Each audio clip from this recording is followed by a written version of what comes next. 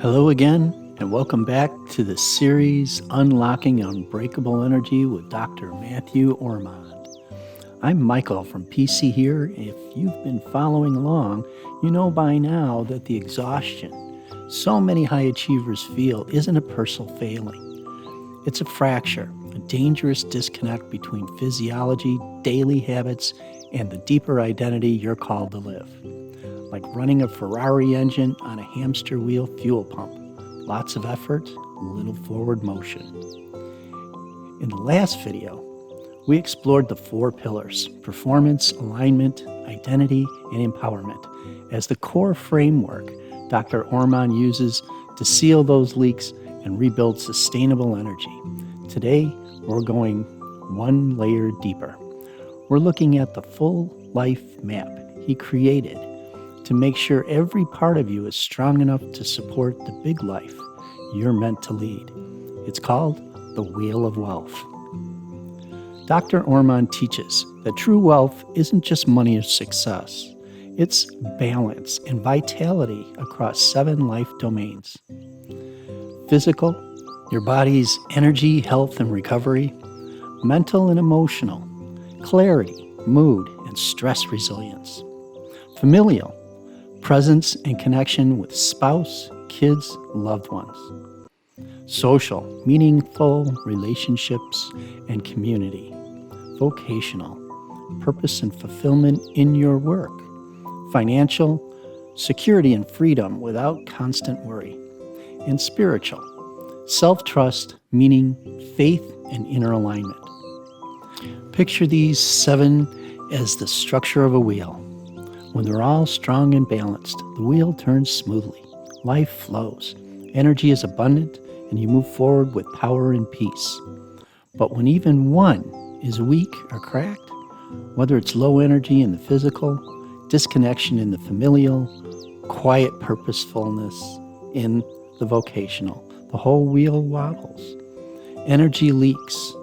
Symptoms return. And no matter how much physical care you get, the deeper imbalance keeps pulling you back. The beautiful thing about the wheel, you don't have to fix every part at once. Strengthen one meaningfully through the right data, the right resets, the right realignments, and the momentum lifts the others. That's why Dr. Ormond starts with precision tools like functional blood work to identify the weakest parts, then guides people to rebuild them step by step. The result? Not just symptom relief, but a life where energy feels natural, presence feels effortless, and purpose feels alive again. In the rest of this video, you'll hear directly about how the Wheel of Wealth works in real life, what the parts actually look like when they're out of balance, and exactly how he helps bring them back into harmony. So take a deep breath, open your mind to what's possible. Let's explore the wheel together. In life, balance is key. All of us strive for fulfillment across 7 vital domains. Individuals flourish when these areas harmonize. The Wheel of Wealth. Enhance your life today. I've created this is for longevity, but I've created what's called the Wheel of Wealth. And so, the term wealth, we think of in Western culture, for sure, we think of wealth as financial, as money. And yet the word wealth means a condition of wellness. And so in the Wheel of Wealth, there are 7 spokes on the wheel. And so it's physical health, it's mental and emotional health, it's familial health, social, vocational, financial, and spiritual. So these are 7 spokes in that wheel. And so I potentially could bring that Wheel of Wealth forward and speak to those frameworks. And here's the value of it: if we are all wealthy in at least one of those areas. And so that's an important thing first, to identify where we're already wealthy, where we already have abundance. So we're not starting from a place of scarcity and lack. And I'm speaking to the stress centers of the nervous system, because when we're talking about scarcity, lack, and not having enough, we're automatically in a fight or flight state. And so we're not able to access the prefrontal cortex, or the problem-solving part of our nervous system. And so we start from where we're wealthy, and ideally a good wheel should have 4 spokes that are strong. So we build first the four spokes, And as we put energy or effort into each one of those spokes, that wheel starts to turn. And so, yes, you do cover the financial spoke very, very well, but you speak into so much more. These business owners that are asking for your help, they are in high stress, they are in high need, and their physical health is declining, their mental and emotional health is declining, their familial health is certainly declining, their social circles are shrinking because if they're not doing well financially or struggling, they're if it's Today, I want to address something that I see as being epidemic proportions. Not to get hyperbolic on you, but it is of epidemic proportions. And what's at stake is it's killing people, it's destroying families, it's bankrupting, and it is the primary cause of the midlife crisis, which then people get lost and start to either find coping mechanisms and strategies that are not healthy. It destroys our spiritual foundation and identities, and then the financial costs are enormous. So what I'm talking about is burnout. And I'm going to speak a little bit more precisely here because it's not really burnout. I don't think burnout really exists. Burnout is a myth. Burnout suggests that we've exhausted all the fuel. And that's not the case. Your body produces energy. On a daily basis, your body produces energy. In fact, if we pause right now and did 90 seconds of breath work or 60 seconds of doing some sort of body movement, you could predictably produce energy. So your body produces energy. You look at children, they produce energy. They are full of energy. We talk about wanting to have just borrow some of their energy. Well, we have the same access. Our body, our physiology obeys the same rules. So what burnout actually refers to is that our reality doesn't match our blueprint. And the further those go apart, or when the trajectory starts to shift away from one another, our nervous system's aware of it. And if it can't predict a way for those two things to merge back in together again, it creates this dissonance in there. And that becomes physiologically challenging. So our physical body becomes physiologically taxing, and psychologically, our mental and emotional state becomes burdened and taxed by that. It creates tremendous energy leakage. And so when that divide has happened, personally, within our body, within our mind, and I'll say within our spirit, now our familial relationships suffer.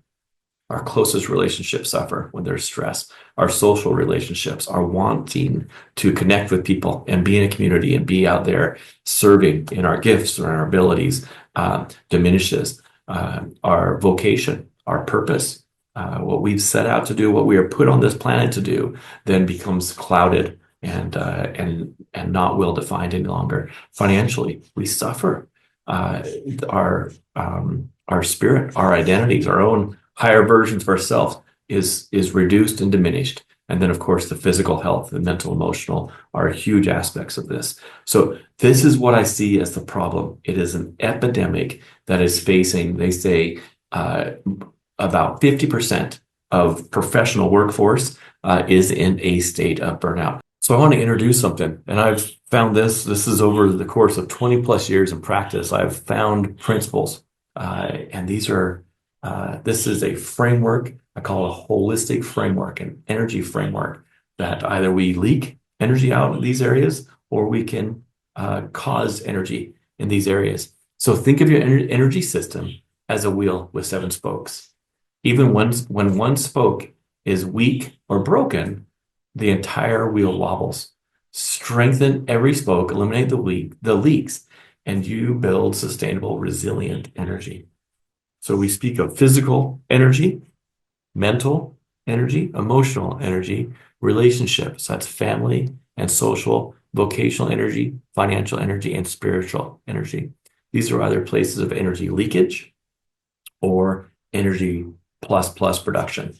So physical energy, if we are sedentary, and that is one of the epidemics of our modern society, is no longer are we going out on a daily basis hunting food or gathering food. Unless you are farmers and raising the food yourself, we are not expending physical energy on a regular basis or being required to do so for our survival.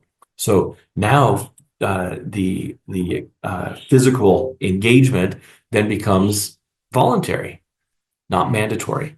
And it's still a key place So sleep, nutrition, movement, recovery are parts of physical. But here's the neat thing is when we go and work out, when we do something that's physical in nature and creates movement, it helps produce energy. There is a breaking point. So if we already start low energy, it's not a good time to start training for a half marathon. It's a good time to do some breath work. It's a good time to do some movement, some stretch, maybe some yin yoga, or some egoscue stretching. And when the energy is good, that's a good time to do more heavier resistance work. At any level you're at, there are ways to physically engage your body and ways to produce energy and not tax it. Mental, emotional energy. When mental energy is on, focus, clarity, cognitive capacity is present. Emotional regulation is key. We've all been around. You've seen people who are emotionally dysregulated, and they're hard to be around. It's tough because you don't know. You feel like you're stepping on eggshells. If they're not emotionally well regulated, they are difficult to engage with. And what if we're that person? And at times we probably are. So now people are walking around eggshells with us, and we're not able to speak into truth. We're not able to connect at a deep level. It is a fear-based conversation rather than an engagement-based conversation. So emotional resilience, doesn't matter if it's raining or if it's sunny, we show up in a well-regulated state. Relationship energy, connection, boundaries, support. And we could talk for days about familial and social relationships. The top two predictors for longevity, this is a study that was done, is the gold standard of a longevity study. They put the top 10 factors of, or top 10 predictors for longevity together. And close familial relationships is number one predictor. And it can be blood family or chosen family. And then social connections, communities, are the top two predictors for longevity. So family and social become a key part. If we have energy, if we're caring for energy, these areas can be energy producing. If we're not doing well with our energy, these areas are energy sucking. And we'll speak to boundaries. That's not a topic we'll cover today. Boundaries are important within these topics. I recognize families can be really, really challenging, especially extended families and siblings and things like that. However, when it's balanced, when you come in with your identities, when you know your boundaries, it's called unconditional love with boundaries. When we can protect unconditional love with our boundaries, these can be sources of tremendous energy. In fact, can be some of the sources of our greatest joy in life. I'll pause on that one. Vocational energy. This is purpose, engagement, fulfillment. This is using our gifts, and from our gifts, creating something that's beautiful. This is vocation. Vocation, oftentimes we think of as job. It can be, but I don't necessarily think it has to be, that your vocation and your job don't have to be completely in alignment. It's important that your vocation, so your life purpose, somehow can be fueled through your job, but you don't have to form a job around your vocation, if that makes sense. But when you show up to work with purpose, when you show up to work and you've connected work to fulfillment, it is energy producing.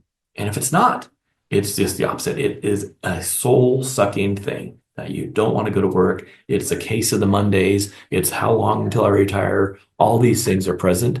And what's waiting for that person, if they're counting on the days to their retirement, what's waiting for that person is a diagnosis of some medical catastrophe within a year or two of being retired. Just is that's statistics. That's not me. That's not a fortune teller. That is just what it is. So we might as well square that up now and not count down the days until our freedom, because freedom and that it just never comes. And then financial energy, security, freedom, peace of mind. When we have energy and we're producing in these ways, this can be a source of energy. And for others, I have felt this too, for others, finances can be a suck. It can be soul sucking if we don't have energy and we're not using the energy well. And then spiritual identity, we talked about that a bit more, but your values, the core values that drive you, meaning, that connects to purpose, of course, and then your mission, what your purpose is part of that mission. And so the principle, fix the spokes, fix the system, total energy transformation comes from strengthening all 7 areas simultaneously.